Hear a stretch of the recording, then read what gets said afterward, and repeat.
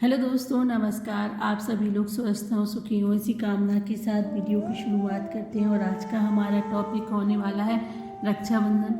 रक्षाबंधन में गरीब बहन की राखी। रक्षाबंधन का त्यौहार पास आते ही मुझे सबसे ज़्यादा मेरी जो बुआ है, जमशेदपुर वाली बुआ जी की राखी की कुरियर का इंतज़ार रहता था।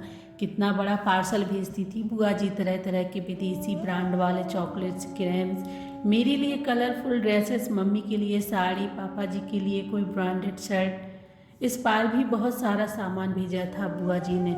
उन्होंने पटना और हमारी जो और बुआ है वो पटना और रामगढ़ वाली दोनों बुआ जी ने भी रंग बिरंगी राखियों के साथ बहुत सारे गिफ्ट्स भेजे थे। बस रोहतास वाली बुआ, जया बुआ की राखी हर साल की तरह एक साधारण सी लिफाफे में आई थी। 5 राखियाँ कागज के टुकड़े में लपेटे हुए, रोली चावल और 50 रुपए का एक नोट। मम्मी ने चारों बुआ जी के पैकेट डाइनिंग टेबल पर रख दिए थे ताकि पापा ऑफिस से लौटकर एक नज़र अपनी बहनों की भेजी राखियों और तोहफे को देख लें। पापा रोज की तरह आते ही टी टेबल पर लंच बॉक्स का थैला रख दिया और सोफे पर बैठ गए। चारों दीदी की राखियाँ आ गई हैं। मम्मी ने पापा के लिए किचन में चाय चढ़ाते हुए आवाज़ लगाई थी, जया का लिफाफा दिखाना जरा। पापा जया बुआ की राखी का सबसे ज़्यादा इंतज़ार करते हैं और सबसे पहले उन्हीं की भेजी राखी कलाई में बांधते हैं। जया बुआ सारे भाई बहनों में से सबसे छोटी थी, पर एक वही थी जिसने विवाह के बाद से शायद कभी सुख नहीं देखा था। विवाह के तुरंत बाद देवर ने सारा व्यापार हड़प कर घर से बेदखल कर दिया था। तब से फूफा जी की मानसिक हालात बहुत अच्छी नहीं थी। मामूली सी नौकरी कर थोड़ा बहुत कमाते थे। बेहद मुश्किल से बुआ घर चलाती थी। अपना इकलौती बेटी श्याम को भी मोहल्ले के साधारण से स्कूल में डाल रखा था। बस एक उम्मीद सी लेकर बुआ जी कर किसी तरह जिए जा रही थी। जया बुआ के भेजे लिफाफे को देखकर पापा कुछ सोचने लगे थे और बोले कि गायत्री, इस बार रक्षाबंधन के दिन हम सब सुबह वाली पैसेंजर ट्रेन से जया के घर रोहतास उसे बगैर बताए जाएंगे। जया दीदी के घर। मम्मी तो पापा की बात पर एकदम से चौंक गई थी। आपको पता है ना कि उनके घर में कितनी तंगी है। हम 3 लोगों का नाश्ता खाना भी जया दीदी के लिए कितना भारी हो जाएगा। वो कैसे सब कुछ मैनेज कर पाएंगी। पर पापा की खामोशी बता रही थी कि उन्होंने जया बुआ के घर जाने का मन बना लिया है। और घर में ये सब पता था कि पापा के निश्चय को बदलना बेहद मुश्किल होता है। रक्षाबंधन के दिन सुबह वाली Dhanbad to Dehri on Sone passenger से हम सब रोहतास पहुंच गए थे। बुआ घर के बाहर बने बरामदे में लगे नल के नीचे कपड़े धो रही थी। बुआ उम्र में सबसे छोटी थी, पर तंग हाली और रोज की चिंता फिक्र ने उन्हें सबसे उम्रराज बना दिया था। एकदम पतली दुबली कमजोर सी काया, इतनी कम उम्र में चेहरे की त्वचा पर सिलवटें साफ दिख रही थी। बुआ की शादी का फोटो एल्बम मैंने कई बार देखा था। शादी में बुआ की खूबसूरती का कोई जवाब नहीं था। शादी के बाद के 11 वर्षों की परेशानियों ने बुआ जी को कितना बदल दिया था।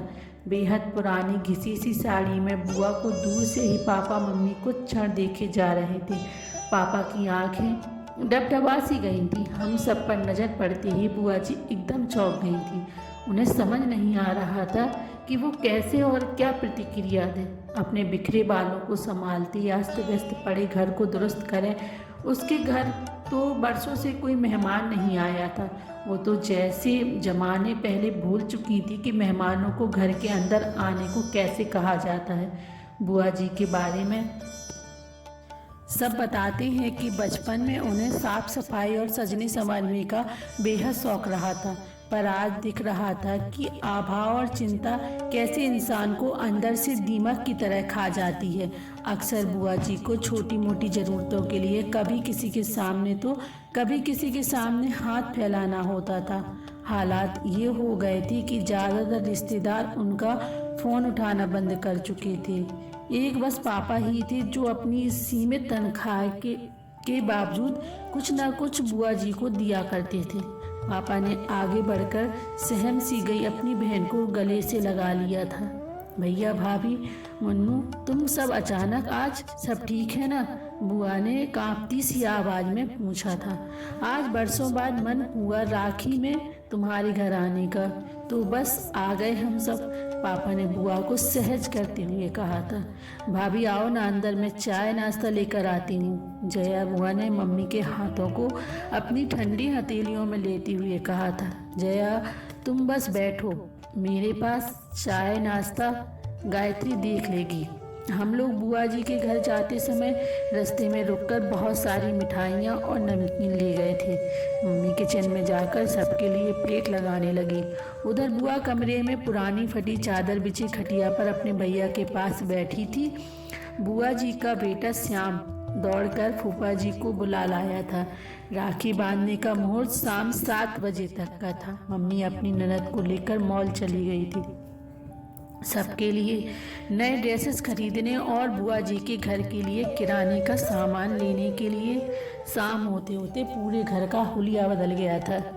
नए पर्दे, बिस्तर और नई चादर, रंग बिरंगे डोरमेट और सारा परिवार नए ड्रेसेस पहनकर जच रहा था। ना जाने कितने सालों बाद आज जया बुआ की रसोई का भंडार घर लबलबा भरा हुआ था।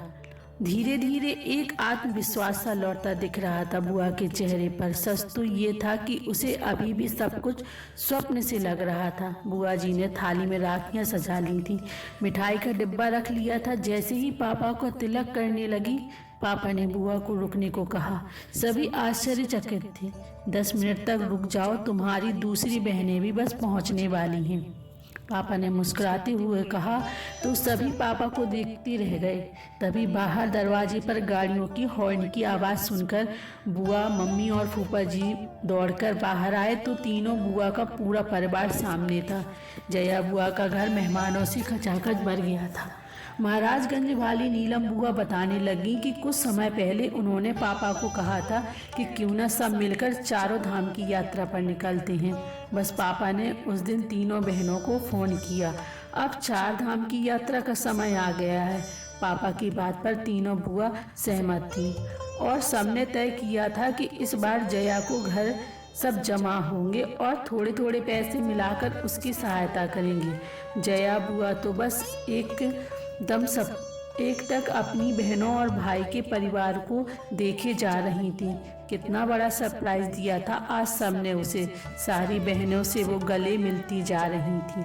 सबने पापा को राखी बांधी। ऐसा रक्षाबंधन शायद पहली बार था सबके लिए। रात एक बड़े रेस्तरां में हम सभी ने डिनर किया, फिर गप्पे करते जाने कब काफ़ी रात हो चुकी थी।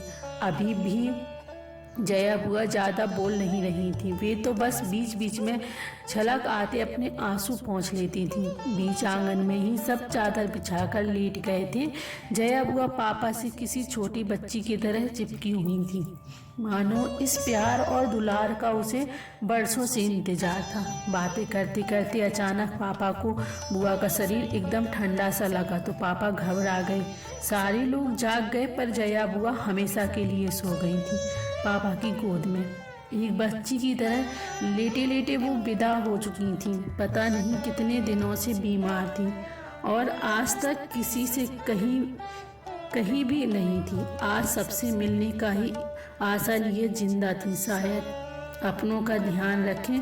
जो समर्थ हैं वो अपने असमर्थ रिश्तेदारों एवं मित्रों की समय पर सहायता अवश्य करें। सोच बदलेगा तो